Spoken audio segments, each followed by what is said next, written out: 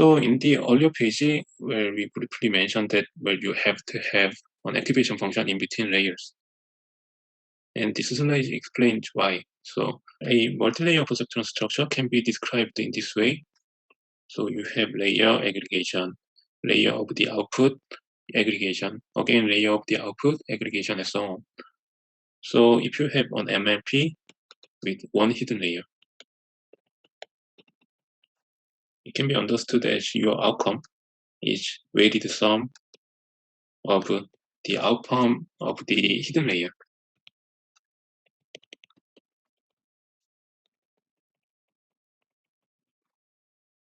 And since C1 is the outcome over here, and that can be defined using the original input. So the first set of weights, they are notated using A and some subscript. So you have the original input where x1 to xd, and they are led by some coefficients. So you can easily see C1 is equivalent to this component that I underlined. And you can do this for C2, C3, and so on. So this should be Cm, and Cm is defined in this way.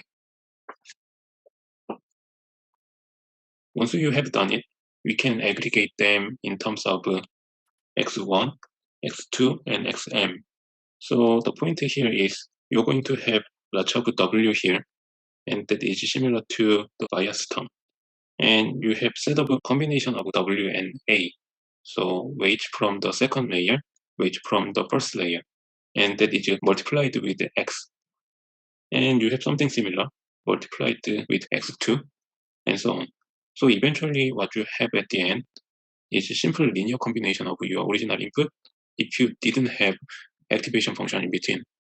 So this is explaining why you need activation function in neural network. Otherwise, it is the same as a simple linear regression or simple logistic regression. Well, given this, we can see the neural network in different point of view. So you have original input, aggregation, and activation. Again, aggregation of the output, activation, and final decision. And like we discussed, you can add multiple hidden layers as much as you want.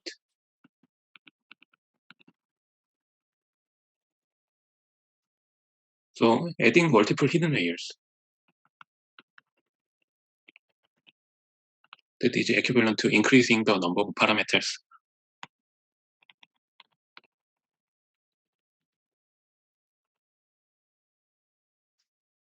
So you are increasing the number of parameters and you are allowing nonlinearity.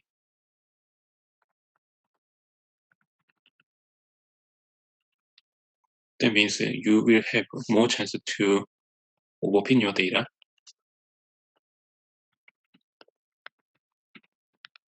But at the same time, your model is going to be more expressive.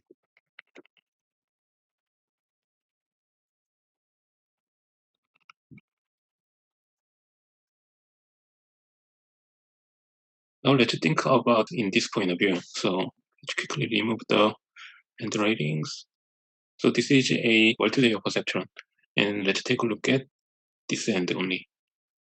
Well, this is the same as a logistic regression. Only the difference is the input to this logistic regression unit is not the original input, but the output of the hidden layers.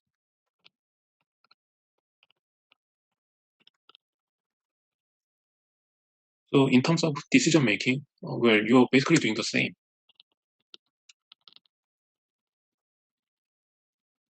So in terms of decision making, nothing is new. But well, you're providing different input for this decision making.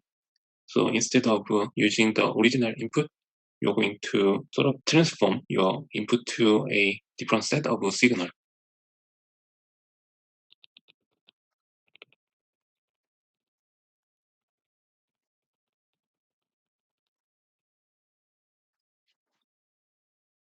So for this reason, well, what we are focusing on is a ladder over here,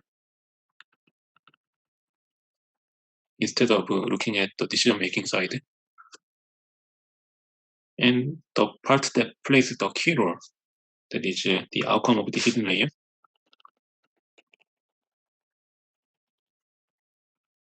Well, we can say this is a new representation of my input. And in this context, neural network or deep learning also has a nickname, which is representation learning.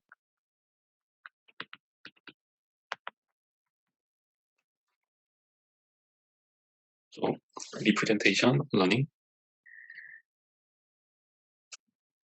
And given this, we can discuss multiple properties of a neural network. So it is, first of all, distributed representation.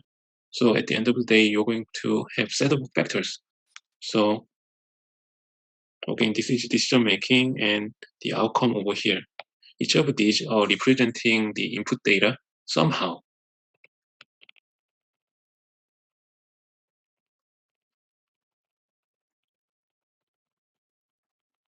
So in this context, we can say this is distributed representation or this distributed learning.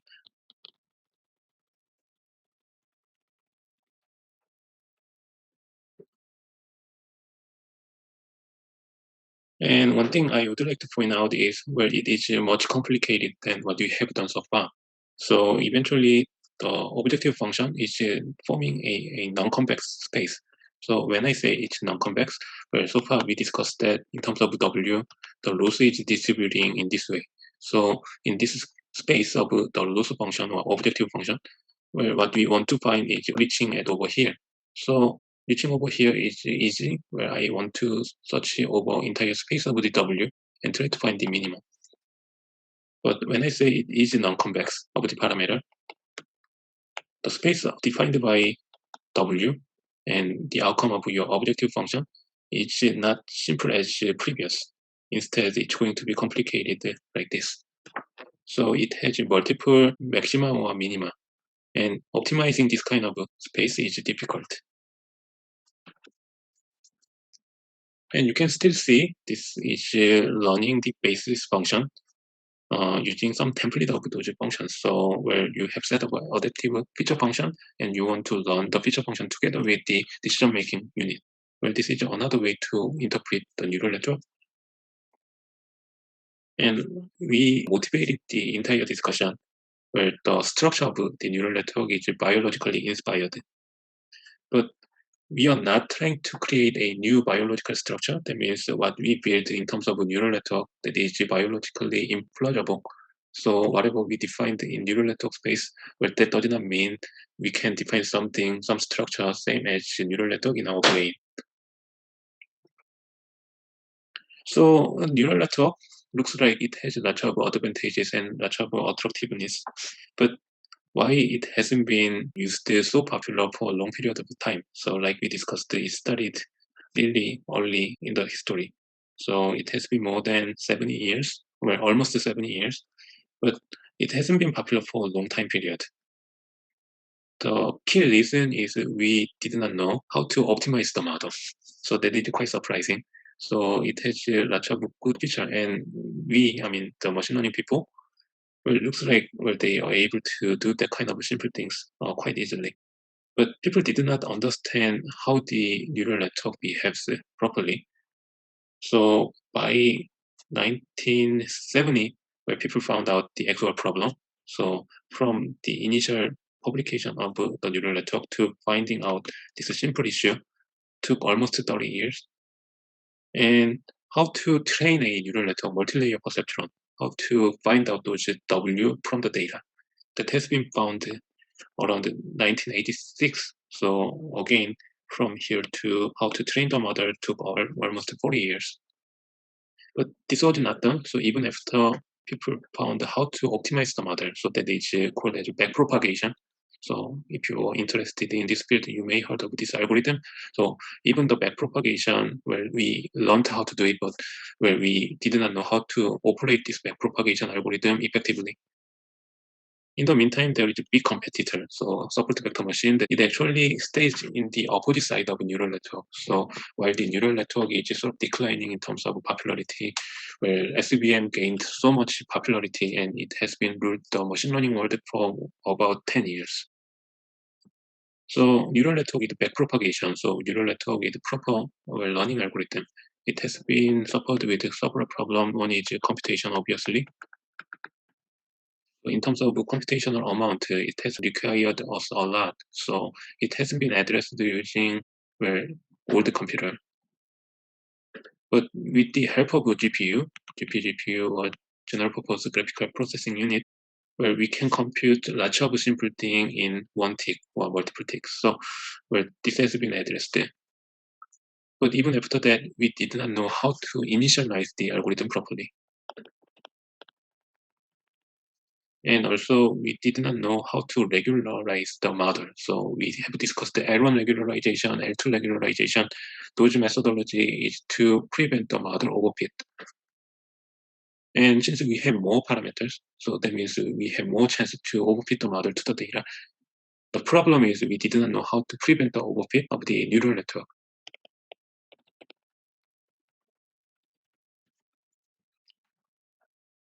So these kind of issues try to get addressed from mid 2000.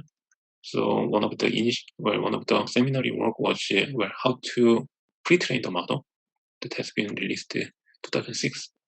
And after that, Hinton's team has been published how to regularize the model that is called as dropout.